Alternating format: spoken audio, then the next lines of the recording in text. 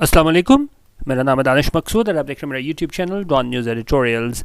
आज हम जो जॉन का ओपिनियन कर रहे हैं वो है राइज इन साइबर क्राइम, और इसके राइटर हैं वो हैं उसामा खिलजी, और ये पब्लिश हुआ है 11 जनवरी 2022 को। ठीक है। अच्छा, अब ये राइज़ का क्या मतलब होता है? इजाफा होना किस चीज़ में? Cyber crime. अब पहले हम देख लेते हैं साइबर क्राइम है क्या। साइबर क्राइम बेसिकली हम कहते हैं कि कोई भी ऐसी क्रिमिनल एक्टिविटीज़ की जाएँ कंप्यूटर्स की मदद से, इंटरनेट की वजह से, तो उसको हम क्या है, साइबर क्राइम बोलते हैं। अब अगर हम इसमें देखें कि इसमें क्या क्या चीज़ें इसमें आ जाती हैं, इसमें हमारे पास आ जाती है जो आप ऑनलाइन फ्रॉड करते हो वो आ जाता है, फिर चाइल्ड पोर्नोग्राफी ट्रैफिकिंग वो आ जाती है, फिर हमारे पास इंटेलेक्चुअल प्रॉपर्टी थेफ्ट आ जाता है, फिर स्टीलिंग आइडेंटिटीज़ आ जाता है, और सबसे बड़ी बात इसमें हमारे पास आई थी वॉयलेटिंग प्राइवेसी आ जाता है। मतलब अगर वैसे हम देखें तो जिस तरह हम बड़ी इसको आम सी चीज़ समझते हैं कि भाई इंटरनेट से तस्वीरें उठाएं, अपनी प्रोफाइल में ऐड कर ली किसी दूसरे की इजाज़त के बगैर, जो है ना, आप किसी की क्या है प्राइवेसी इन्वेट करते हो, तो वो सारी चीज़ें हमारे पास क्या है, साइबर क्राइम के ज़ुमरे में आती हैं। अच्छा, अब हमें देखते हैं कि भाई कौन सी एजेंसी है पाकिस्तान में जो साइबर क्राइम को जो है ना वो उसके सिलसिले में कोई भी जो रिपोर्ट होती है तो वो हम कहाँ पे कर सकते हैं, क्या तरीका है। फिर हमारे पास लोकल लॉ क्या है पाकिस्तान में, कौन सा एक्ट है जो इससे डील करता है। फिर हमने कौन सी इंटरनेशनल जो ट्रीटीज़ हैं वो हमने जो है ना वो रेटिफाई की हुई हैं, तो उस सारी चीज़ों को हम देखते हैं। और फिर हम देखते हैं कि भाई ये किस तरीके से बात कह रहा है कि ये राइज़ हुआ है, इजाफा हुआ है साइबर क्राइम में पाकिस्तान में, तो उस वाले से हम इसको डिटेल से देखते हैं। ठीक है। अच्छा, अब इसको अगर हम देखें, एक मिनट, हाँ ठीक है, इसको हम देख लेते हैं। अच्छा, ये मेरा व्हाट्सएप ग्रुप है ना, उसमें एक आप लोगों से रिक्वेस्ट ये करनी थी कि आप लोग जो 200 पर मंथ जैज़ कैश कराते हैं ना मुझे, तो आप उसका स्क्रीनशॉट लाजमी भेज दिया करें, क्योंकि कल भी मेरे पास एक हंगू से आए हुए थे पैसे, तो अब ज़ाहिर है जब वो दुकान से भेजते हैं तो उसमें नंबर नहीं आ रहा होता ना, तो फिर ज़ाहिर है मैं ऐड नहीं कर पाता। तो अब अगर कोई सुन रहा हो तो वो लाजमी मेरे से इन नंबर्स पर रब्ता कर लीजिएगा, तो लाजमी आप स्क्रीनशॉट लाजमी भेजा करें। और जो ज्वाइन करना चाह रहे हैं मेरा ग्रुप जहाँ पे डेली एडिटोरियल वीडियो और डॉन हाइलाइट्स होती हैं, तो आप इस पे या जैज़ कैश कर लें इस नंबर पे, या आप मुझे इजी पैसा करके इसका स्क्रीनशॉट सेंड करें तो मैं आपको ग्रुप में शामिल कर दूँगा। और अब क्योंकि ज़ाहिर है 15 तारीख हो गई है, तो 15 से 15 हिसाब होगा जो आप ज्वाइन करेंगे। ठीक है। और उसमें ये होगा कि आप ज्वाइन कर लें 3 दिन तक, अगर आपको नहीं सही लगता तो इन्हीं नंबर पे आप मैसेज कीजिएगा, पैसे जो है ना मैं आपके सारे वापस कर दूँगा। ठीक है। मेरी कोशिश है कि कम से कम पैसों में आप लोगों को है ना वो एक अच्छा मटेरियल प्रोवाइड कर सकूं, तो वो आप अगर चेक करना चाहें तो ग्रुप ज्वाइन कर सकते हैं। चलते हैं अपने ओपिनियन की जानिब। अच्छा, अब ओपिनियन क्या कह रहा है? ये कह रहा है कि जी, according to latest reports the federal investigating agency received a total of 102,356 complaints related to cyber crime in the year 2021। उनका जो लेटेस्ट रिपोर्ट है उसके मुताबिक FIA जो फेडरल इन्वेस्टिगेशन एजेंसी है उसने रिसीव की, उसे मौसूल हुई तकरीबन 1,02,356 कंप्लेंट्स, शिकायत, और वो किससे रिलेटेड थी, किससे मुतल्लिक थी? साइबर क्राइम से मुतल्लिक थी। और वो मैंने आपको बता दिया साइबर क्राइम में कौन कौन से जुराइम आते हैं, कब? इन द ईयर 2021। अच्छा, अभी कह रहे हैं ये 1,02,000 तो हमारे पास कंप्लेंट्स आ गई। अब इस बारे में क्या है? This marks a massive increase in reporting by citizens to the agency task for cyber crime under the prevention of electronic crimes act 2016। अच्छा, अभी हमारे पास एक्ट कौन सा इसको गवर्न करता है? इसमें मैंने आपको कहा था कि आपको पैका जिसे हम कहते हैं prevention of electronic crimes act 2016 ये है। अच्छा, अभी कह रहे हैं कि जी बहुत ज़्यादा इंक्रीज़ है रिपोर्टिंग में सिटीजन्स की जानिब से, शहरियों की जानिब से एजेंसी को, और वो वाली एजेंसी जिसको एक टास्क दिया गया, ये काम दिया गया है कि वो साइबर क्राइम को है ना उसकी रोकथाम के लिए काम करे। ठीक है। अच्छा, और ठीक है, तो बेसिकली क्या है, ये फेडरल इन्वेस्टिगेशन एजेंसी जो है ना वो ये डील करती है सारे इस तरह के साइबर क्राइम को। ठीक है। अच्छा, भी कह रहे हैं जी, whereas it is encouraging that a larger number of people are reporting cyber crimes, it is important to appraise the performance of the agency, the gaps that are there and how its performance can be improved on the performance as well as policy level. उनका जो है बड़ा encouraging का हौसला अफजा है कि बहुत ज़्यादा तादाद में लोग है ना वो रिपोर्ट कर रहे हैं साइबर क्राइम को। ये भी अहम है कि हम अप्रेज़ करें। अप्रेज़ को होता है किसी को जांचना, किसी की असल वैल्यू को जांचना, उनका सिर्फ हम क्या है उसकी परफॉर्मेंस को जांचने की कोशिश करें, और कौन से गैप्स हैं, क्या कमियां हैं। ठीक है। इस सारे हमारे लॉ में भी, और क्या जिस तरीके से फेडरल इन्वेस्टिगेटिंग एजेंसी FIA वो इसको डील कर रही है, तो उसको हम क्या है अप्रेज़ करें, और फिर हम देखें क्या इसकी जो परफॉर्मेंस है उसको इम्प्रूव किया जा सकता है, उसको बेहतर किया जा सकता है FIA की परफॉर्मेंस को, इसमें परफॉर्मेंस के हिसाब से भी और क्या है पॉलिसी के हिसाब से भी। ठीक है। अच्छा, अब अब देखें जितनी भी कंप्लेंट्स वहाँ पे एफआईए में आ जाती हैं तो वो सारे के सारों पे है ना वो काम नहीं होना शुरू हो जाता, उस सारों का मुदावा करने की कोशिश नहीं की जाती, उसको पहले जांचा जाता है क्राइटेरिया पे कि भाई वाकई एक कंप्लेंट के मुताबिक भी हैं, क्योंकि काफ़ी ज़्यादा कंप्लेंट्स तो मतलब लोग मतलब इतनी सीरियस नहीं भी होती फिर भी कर देते हैं, लेकिन क्या है एक पहले आपको जांचा जाता है कि भाई वो इस काबिल भी कंप्लेंट है कि उसको क्या है इसको आगे इस पर मतलब काम किया जाए कि नहीं। अभी कह रहे हैं कि जी ये जो फिगर है 1,02,356 का, उन्होंने कहा ये सिर्फ कंप्लेंट्स का है, शिकायत का है, और इसमें से वो क्या कह रहे हैं कि वेरीफाई कितनों ने किया एफआईए ने 80,641 को, और अकॉर्डिंग टू एफआईए और एफआईए के मुताबिक उन्होंने कहा only 15,932 pass the criteria for initiating inquiry. अभी उन्होंने ये भी क्राइटेरिया रखा हुआ है कि भाई इस तरह की शिकायत होगी तो उसको हम जो है ना वो देखेंगे, तो वो सिर्फ 15,932 जो है ना वो इनके क्राइटेरिया को पास किया है। लाख से ऊपर शिकायत आई थी और इस सिर्फ इतने हज़ार ने है ना वो क्राइटेरिया को पास किया, और उन्होंने कहा अल्टीमेटली आखिरकार ये 1202 केसेस थे उनको रजिस्टर किया गया 2021 में अंडर पैका, वो एक्ट आपको बताया था, और टोटल जो है ना 1300 सस्पेक्ट्स जो है ना उनको अरेस्ट किया, गिरफ्तार किया एफआईए ने। तो अब यहाँ से आप देख सकते हैं 1,02,356 से स्टार्ट हुई थी कंप्लेंट्स, और जो केसेस रजिस्टर हुए हैं वो हैं 1202। ठीक है, अच्छा अब ये कह रहा है हमारे पास how is important to analyse का, ये इंपॉर्टेंट है, अहम है इसको एनालाइज करना, इसका तज्जिया करना कि क्या एफआईए की performance what the FIA's performance looks like for citizens beyond the numbers. उनका नंबर से अलावा जाके हमें देखना पड़ेगा कि क्या इसकी परफॉर्मेंस कैसे रही हमारे पास एफआईए की। ठीक है, ये तो मतलब हौसला अफजा नहीं है कि अगर आप कहें जी इतनी ज़्यादा कंप्लेंट्स आई थी हमारे पास और ये सस्पेक्ट्स जो है ना वो क्या है अरेस्ट हुए हैं।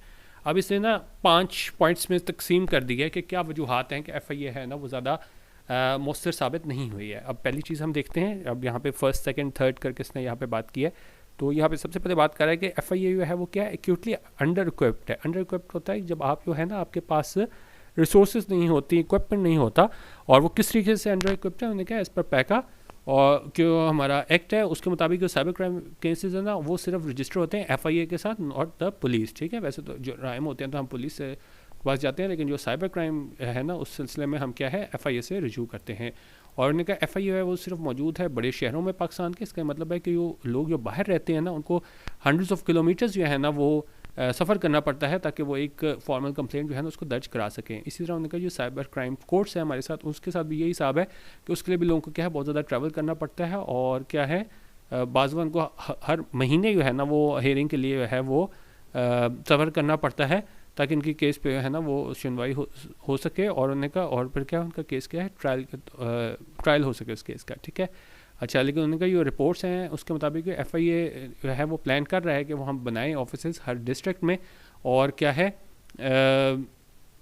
और उन्होंने कहा इसको हम कहाँ पे बनाएं एग्जिस्टिंग पुलिस स्टेशंस में, और उससे क्या होगा एक्सपीडाइट हो जाएगा, तेज़ हो जाएगा ये सारा मरला एंड सेव रिसोर्सेज और रिसोर्सेज भी बचाएंगे। ठीक है, तो पहला जो एक मसला इन्होंने बयान किया वही क्या था, इसको आप अगर हेडिंग तौर पर बनाए कि एफआईए है वो क्या है एक्यूटली अंडर इक्विप्ड है, यानी इसके पास रिसोर्सेज नहीं है, जिस तरह इन्होंने बताया कि वो कोर्ट्स हैं वो हमारे बड़े शहरों में मौजूद हैं।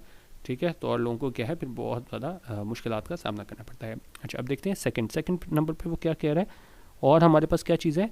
उन्होंने कहा जी FIA staff does not take complaint seriously. उन्होंने कहा एफआईए का स्टाफ है वो कंप्लेंट सीरियसली नहीं लेता। अब वो किस तरह अपनी बात को साबित कर रहा है, उन्होंने कहा ये बहुत ज़्यादा तादाद में कम तादाद में वो लोग इन्होंने रजिस्टर किए हैं कंप्लेंट्स एज अपोज टू किस चीज़ के बरक्स ये कंप्लेंट्स की गई थी, वो दिखाता है कि सिटीजन्स ये है ना उनको ये प्रोसेस है इंसाफ हासिल करने का कोर्ट्स के ज़रिए under PECA with FIA as investigation agency very cumbersome.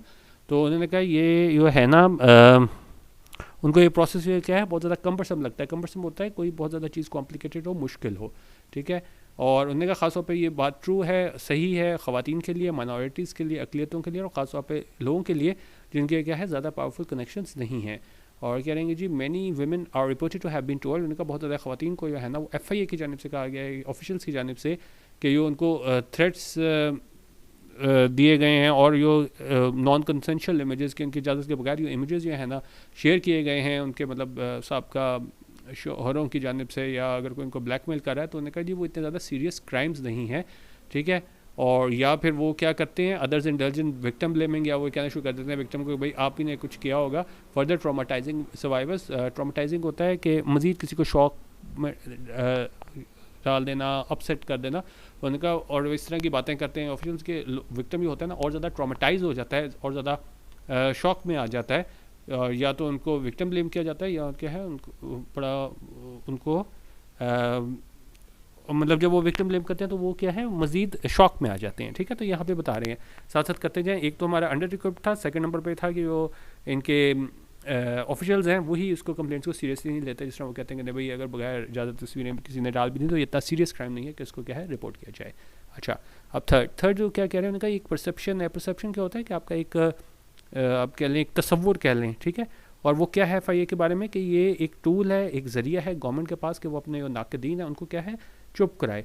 और वो उस सिलसिले में क्या ये FIA वाले करते हैं, उन्होंने कहा कि जी आप समन भेजना, जब आप बुलाते हो किसे कोर्ट ऑर्डर के ज़रिए पॉलिटिशियंस को, जर्नलिस्ट को, एक्टिविस्ट को, कि जी आपने स्पीच आपकी ऑनलाइन है वो क्या है इज़ हाईली कंसर्निंग, के बड़ा परेशान कर देने वाला है कि कोई भी यूट्यूब पे या किसी दूसरे मीडियम पे कोई भी ऑनलाइन कोई स्पीच दे तो वहाँ पे जब FIA बुला लिया ख़ासतौर पे है ना, इसको उन्होंने कहा देखा जाता है कि ये सियासतदानों के ख़िलाफ़ जो है ना ये अपने स्कोर पूरा करने के लिए काम करते हैं उन्होंने कहा। और इस्लामाबाद हाई कोर्ट ने भी ना बारहा नोटिस लिया है और कहा है कि जी बुलाया है हाई रैंकिंग FIA ऑफिशियल्स को इस सिलसिले में कि भाई आप क्या कर रहे हैं, अपना जो पॉलिटिकल स्कोर है उससे यहाँ पे सेटल ना करें। उन्होंने कहा मज़ीद जो परेशान करने वाली चीज़ ये है कि ये अक्सर समझ भेजी जाती है इंडिविजुअल्स को और उनके ऑनलाइन स्पीच की वजह से, और उसमें ये लिखा जाता है समझ में you are well aware of what this is about, कि आपको पता है कि किस वजह से आपको ये भेजा जा रहा है। उन्होंने कहा when in reality they are not, जबकि हकीकत में उनको ऐसा नहीं पता होता। और इसकी वजह से होता क्या है, ये इंक्वायरीज क्वैश हो जाती हैं, ख़त्म हो जाती हैं कोर्ट के ऑर्डर पे कि FIA ने है ना वो पूरा ड्यू प्रोसेस को फॉलो नहीं किया होता। और फिर ये कह रहे हैं कि जी अब्यूज़ किया जाता है सेक्शन 20 ऑफ पैका का, और ये सेक्शन 20 क्या करता है, ये इसको जुर्म करार देता है डेफेमेशन को, और इसको इस्तेमाल किया जाता है उन लोगों को चुप कराने के लिए जो क्या है उनकी ज़्यादतियों के ख़िलाफ़ बोलते हैं, चाहे वो पर्सनल हो चाहे स्ट्रक्चरल हो। तो फिर ये तीसरा जो इन्होंने बात की है वो ये है कि किस तरीके से जो है ना परसेप्शन है FIA का कि भाई वो पॉलिटिकल पॉइंट स्कोरिंग के लिए इसको इस्तेमाल किया जाता है अपने मुखालफिन के लिए, और क्योंकि ये सेक्शन 20 है पैका का उसको ये जुर्म करा देता है डेफेमेशन को, तो इसको एक हरबे के तौर पर इस्तेमाल किया जाता है। अच्छा, और उसके अलावा यहाँ पे क्या है, यहाँ पे एक और इन्होंने बात की है यहाँ पे कि मेजर इशू FIA के साथ ये है कि वो इन्वेस्टिगेटिंग ऑफिसर्स हैं ना वो कोऑपरेशन नहीं करते कोर्ट्स के साथ। किस तरह उन्होंने कहा कि जी मैनी केसेस में है ना वो कोर्ट में नहीं आते, फिर जो एविडेंस होता है ये आप कह लें जो शवाहिद होते हैं वो ज़ाया हो जाते हैं, और सिर्फ वो तब केस में आते हैं जब ये केस जो फाइल किए जाते हैं हाई कोर्ट में। उनका ये जो अनवारंटेड इनअप्रोप्रिएट और गैर ज़रूरी डिले है, ताख़ीर है, वो सवालिया निशान उठा देती है FIA की कारकर्दगी पे, उनकी कॉम्पिटेंस पे, उनकी अहलियत पे। और उन्होंने कहा इसको क्या है नीड टू बी एड्रेस, इसको हल किया जाना ज़रूरी है।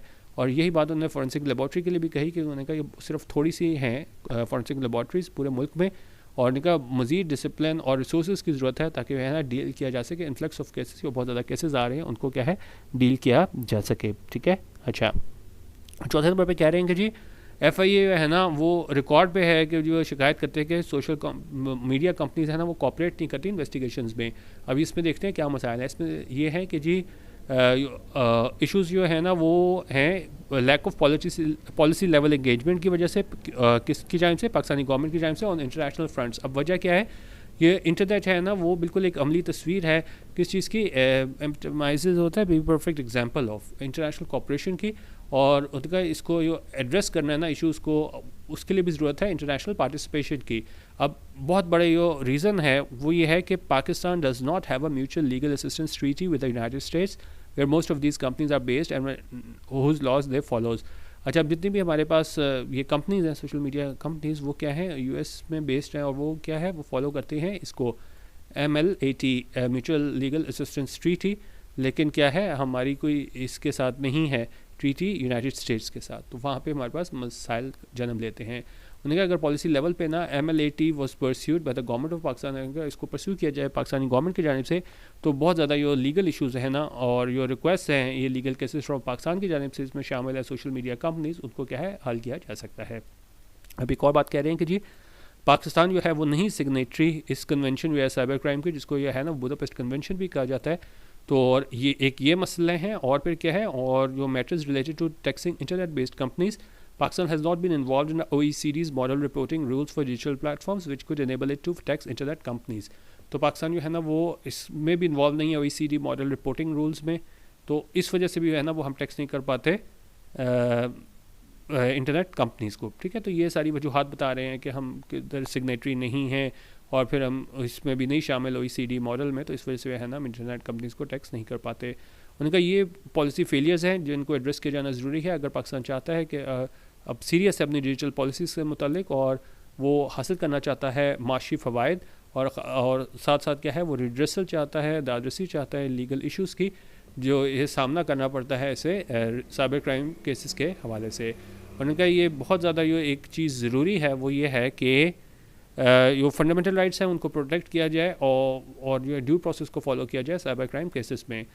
और उन्होंने कहा कि जी सोशल मीडिया कंपनीज जो चांस है ज़्यादा कोऑपरेट करेंगी, ताउन करेंगी गवर्नमेंट के साथ, अगर वो कॉन्फिडेंट हो, उनको पुरअतमाद हो कि वो डाटा अगर वो शेयर करें, क्योंकि अभी तो सोशल मीडिया जो कंपनीज़ है ना बड़ी बाहर की, वो कहती हैं कि भाई हम इसको यूज़ करेंगे तो क्या ह्यूमन राइट्स अब्यूज़ होंगे। तो उन्होंने कहा अगर उनको कंपनीज़ को ये पता हो, वो कॉन्फिडेंट हो, पुरअतमाद हो कि data share will not be abused by states, के अगर हम डाटा शेयर कर दें गवर्नमेंट्स के साथ तो उनको अब्यूज़ नहीं किया जाएगा स्टेट्स की जानिब से, और वायलेट किए जाएंगे ह्यूमन राइट्स सिटीजन नहीं किए जाएंगे। तो और ख़ासतौर पर right to freedom of speech और right to privacy that the current government seems happy to routinely violate. तो उन्होंने कहा सिर्फ तभी ये साबित हो सकता है कि अगर सोशल मीडिया कंपनीज़ को पता हो कि अगर हम डाटा शेयर कर दें गवर्नमेंट के साथ तो इसको गलत इस्तेमाल नहीं किया जाएगा। लेकिन उन्होंने कहा जो मौजूदा हुकूमत है वो क्या है, रूटीनली वायलेट करती है राइट टू प्राइवेसी और right to freedom of speech. ठीक है, तो ये इन्होंने सारी बातें कर रही हैं कि इनको कॉन्फिडेंट होना चाहिए बाहर की कंपनीज़ को कि इनका ये डाटा अगर शेयर करें तो ये नहीं मिसयूज़ होगा, तो तभी वो ऐसा करेंगी।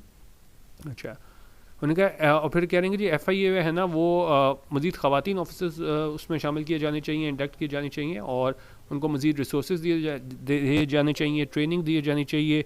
और फिर साथ कह रहे हैं कि जी फंडामेंटल राइट्स को प्रोटेक्ट करें, ड्यू प्रोसेस को फॉलो करें जब इन्वेस्टिगेट करें केसेस को।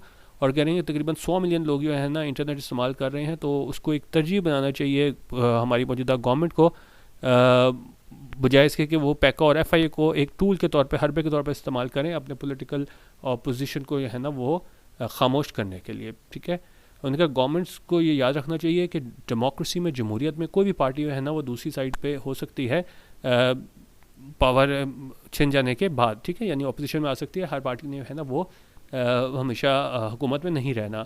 लिहाजा हैंस स्ट्रेंथनिंग इंस्टीट्यूशन, तो उन्होंने कहा जो इदारों को मजबूत करना, लॉज को, पॉलिसीज़ को, और सही प्रेसिडेंट सेट करना, सही मिसाल सेट करना is for our collective benefit, ये हमारे क्या है मुश्तरका फ़ायदे के लिए है। तो उन्होंने कहा लाजमी नहीं है कि अगर अभी आप हुकूमत में हो तो आप हमेशा हुकूमत में रहोगे, आप दूसरी साइड पर भी आ सकते हो शिकस्त खा के। तो आपको क्या है, इदारों को मजबूत करो, लॉज बनाओ, पॉलिसीज़ बनाओ इस साइबर क्राइम से लेके सारों को, और आप सही मिसाइलें कायम करो मुश्तरका मफादात के लिए। ठीक है, तो ये बेसिकली हमारा था राइज इन साइबर क्राइम का इजाफा हो रहा है हमारे पास इसमें साइबर क्राइम के हवाले से। तो ये बड़ा अच्छा इसमें ओपिनियन था, इसमें सारे फैक्ट्स फिगर्स दिए हुए थे। कौन सी ये आप कोशिश कीजिएगा, ये ट्रीटी है, एक्ट है, वो भी आप ज़रूर पढ़िएगा, ख़ास तौर पे सेक्शन 20, और जो ट्रीटी है जिसके भी हम नहीं सिग्नेटरी, तो वो भी आप ज़रूर पढ़िएगा, ज़्यादा आपको जो है ना वो हेल्प मिल सकती है। ठीक है, बाकी ये मैं इसको दोबारा यहाँ पे रख रहा हूँ, अगर आपने मेरा ग्रुप ज्वाइन करना हुआ तो ये 2 नंबर मैं आपको दे दिए हुए हैं। तो यहाँ पे आप 200 rupees per month jazz cash या इजी पैसा करा दें, दोनों के नंबर लिखे हैं, तो आप वहाँ पे ज्वाइन कर सकते हैं, जहाँ ख़ासतौर पर रोज़ एक डॉन एडिटोरियल इसी टाइम शाम को शेयर की जाती है। वीडियो देखने का बहुत शुक्रिया। अल्लाह हाफ़िज़। पाकिस्तान जिंदाबाद।